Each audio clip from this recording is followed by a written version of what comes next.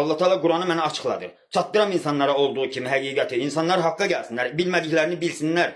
Hər kəsin bu qazancının yarısı mənim deyil, hamısı mənimdir. Sadəcə yarısını alıb Allah verəcək mənə hər kəsdən. Vermək istəyən başına döyə.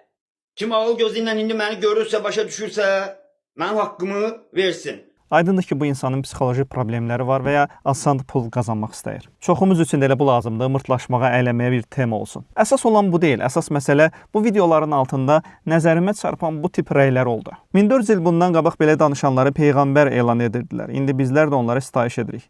Fərqimiz sadəcə zaman və elmin inkişafıdır.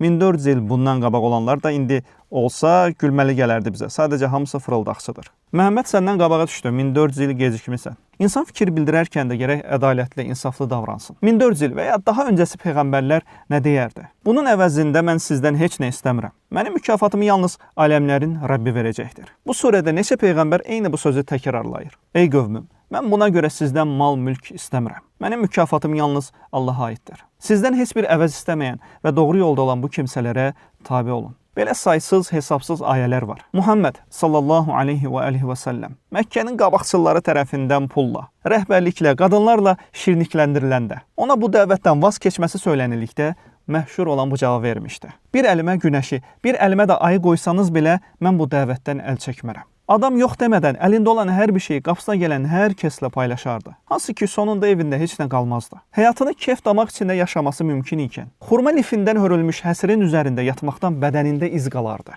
Bəzən ac qalardı, kimsədən yemək istəməzdi. Qarın boşluğunun ağrısını bastırmaq üçün qarnına daş bağlayardı. Peyğəmbərlik daş bağlamaqla yaşanırdı, pul yığmaqla deyil. Muhammed sallallahu aleyhi və səlləm haqqında İslami mənbələrə inanmırsınız? Buyurun o zaman Michael Hart'ın 100 böyük şəxsiyyət kitabına müraciət edin. Dünyada tanınmış və müstəqil bir mənbədir. Kitab 1978-ci ildə nəşr edilib və o vaxtlardan bəri yüz minlərlə nüsxə satılıb. Müəllifin şəxsi dini və siyasi meylləri İslam yönümlü deyil. Amma buna baxmayaraq Muhammed Peyğəmbəri birinci yerə qoyması, obyektivlik baxımından çox diqqət çəkir. Məsələləri şəxsi meyarlara və qərəzlərə əsaslanaraq deyil, ədalət prinsipləri ilə dəyərləndirməliyik.